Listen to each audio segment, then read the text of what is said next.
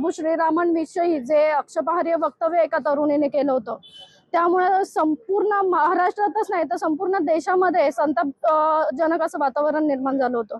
आणि काल तिला सुट्टीच्या कोर्टामध्ये हजर केलं, तिचा MCR झाला, त्यानंतर तिच्या वकिलांनी बेल ऍप्लिकेशन टाकलं होतं, आज तिचा बेल होणार होता। पण खरा विजय आज या ठिकाणी जो लढा दिला गेलाय, अंबरनाथ आपल्या चिखलोली कोर्टाचे जे वकील संघटना आहे त्यांनी जो खऱ्या अर्थाने जो लढा दिलाय, त्यामुळे जो विजय आज या ठिकाणी झालेला आहे, त्या तरुणीचा बेल या ठिकाणी रिजेक्ट करण्यात आलेला आहे। आणि हा जो विजय झालेला आहे ना, हा खऱ्या अर्थाने आज हिंदू धर्माचा विजय झाला असं मला वाटतंय। आज संपूर्ण चिखलोली कोर्टाची जी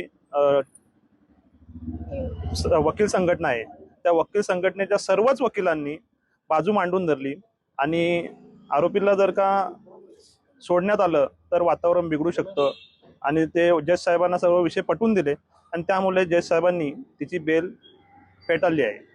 त्यामुळे आम्हाला एक समाधान झालेलं आहे की कुठेतरी सर्वांना न्याय सारखाच असतो आणि त्यामुळे आम्ही समाधानी आहोत। श्रीराम आराध्य दैवत संपूर्ण विश्वाचे, त्यांच्यावरती जे काही अभद्र टिप्पणी केली आणि त्याचा पडसाद संपूर्ण भारत देशात झाला, त्याचा उद्रेक आज झाला असता भेटली असती, परंतु आपल्या वकील संघटनेने देखील विश्व हिंदू परिषद असेल किंवा राष्ट्रीय बजरंग दल असेल किंवा इतर ज्या संघटना आहेत आपल्या हिंदू संघटना, यांच्या आज हा विजय झालेला आहे, खऱ्या अर्थाने संविधानाचा विजय झालेला आहे।